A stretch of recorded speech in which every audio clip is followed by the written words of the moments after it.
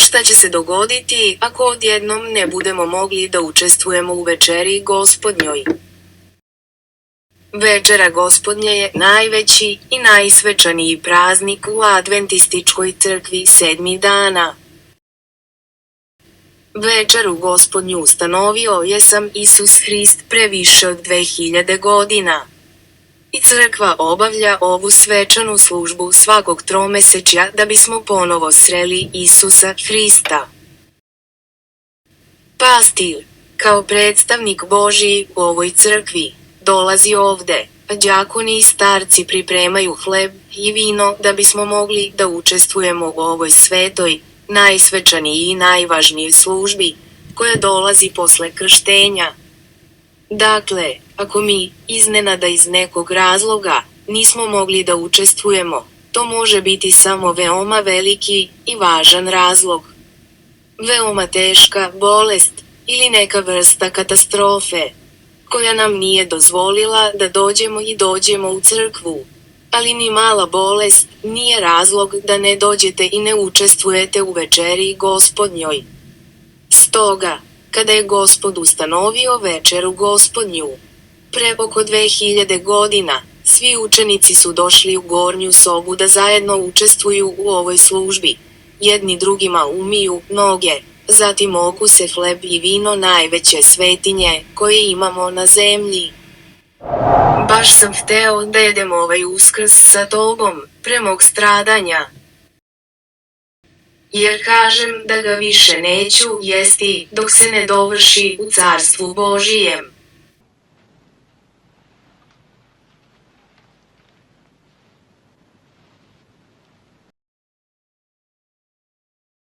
Blagosloven si ti, Gospode Bože naš, koji nam je dao ovaj plod vinove loze.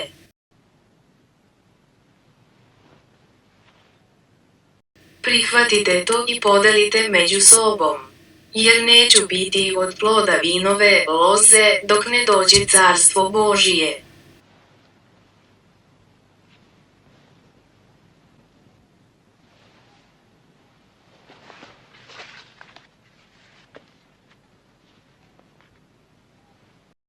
Blagosloven si, Gospode Bože naš, koji si nam dao ovaj hleb zemlje naše.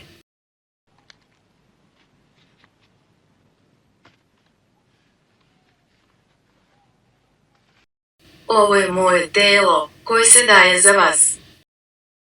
Činite ovo na moj spomen.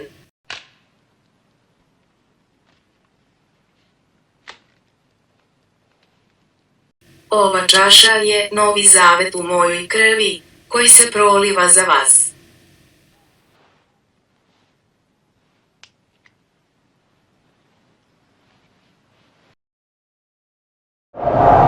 I da učenici nisu došli, jedan od njih, ne bi mogli da postanu apostoli, jer svaki učenik mora biti u ovoj gornjoj sobi, jer je to najveća služba koju nam je Isus Hristos ostavio.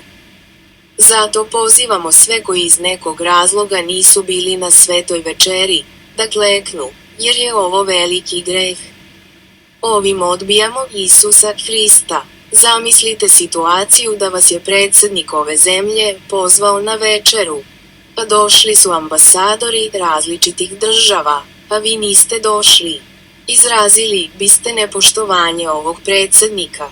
Stoga, kad god ne dođemo i ne jedemo hleb i vino Isusa Hrista, mi ne poštujemo Boga. A ovo je jako loše. I sada se takva moda pojavila među nekim vernicima. Zato vas pozivamo, neka vas blagoslovi Duh Sveti, da na sljedećoj večeri svakako dođete u crkvu. Ako ste jako bolesni, onda možete pozvati pastira i on će doći u vaš dom da primite ovu večeru. Neka Gospod blagoslovi svakoga, tako da mi, u ovo posljednje vreme, uvek možemo biti sa Bogom. Da bismo mu postali bliži. Tako da održavamo našu vezu. Tako da podržavamo ovaj blagoslov koji nam Gospod daje. I tako da ispunimo obećanje koje smo dali tokom krštenja. I danas, sada, kada se u savremenom svetu tako brzo ispunjavaju biblijska proročanstva, crkva Božja je na svom mestu. Narod Božji je u crkvi, jer crkva Boga živoga, koja ispunjava 10 zapovesti Božjih i sve odredbe Božije o čistoj hrani, o intimnim odnosima, o financijama, o mestu stanovanja, svake velike subote crkva Božija se sastaje u svakom gradu u svetu, u svakoj zemlji, da slavimo Gospoda. Crkva Božja je kovčeg spasenja u ovome svetu od greha i večne propasti. I naši pastiri su uvek na svom mestu. Oni rade i očekuju da svi članovi crkve i oni koji još nisu članovi crkve dođu u crkvu. U crkvi Božjoj ćete vidjeti mnoge knjige koje crkva Božja prodaje i deli jer je važno znanje. Da ljudi, čitajući reč Božiju, da ljudi vide i razumeju šta se dešava u ovom svetu. Ovde postoje Biblije na različitim jezicima, srpskom, francuskom. Ovo je veoma važno. Već vidimo prve znake kasne daše Duha Svetoga. Ko se danas ne pripremi, ko ne primi krštenje Duhom Svetim, ne može se spasti. Ovo je veoma opasno. Ako nismo kršteni Duhom Svetim, onda ćemo biti kršteni duhom Satane. A ovo je velika opasnost. U drevnom Izraelu su stradali oni koji nisu učestvovali u sudnjim danima, prazniku Jom Kipur. Niko ne treba da zazire od učešća na večeri Gospodnjoj, misleći da su tamo prisutni nedostojni ljudi. Svi učenici su pozvani da otvoreno učestvuju i na taj način potvrde svoje prihvatanje Hrista kao svog ličnog spasitelja. Zapisano u knjizi Želja vekova, strana 643. Vrlo brzo će biti tajna sveta večera Gospodnja. Poslednja sveta večera u ovoj godini 2024. Ako iz nekog razloga niste došli, požurite. Gospod te čeka. Ako još niste član jedine hrišćanske crkve, koja ispunjava sve zakone Božije iz Biblije, dođite. Bog te voli i pripremio ti je večni venac večnog života i mesto u raju Božijem. Budite oprezni. Nemojte izgubiti svoju jedinu i verovatno poslednju šansu za spas. Vidite kako se brzo ispunjavaju proročanstva u ovom svetu. Kako se sve brzo dešava. Grade se krize, epidemije, ratovi, diktature. Zato je veoma važno biti sa Hristom. Da ne izgubite šansu, ne znamo naš poslednji dan. Ako odbije večeru, odriče se Boga. A ovo je veoma opasno. Ovo je nepoštovanje. Ovo je zanemarivanje Hristove žrtve. Neka vas dotakne Duh Sveti. Iz tvog srca.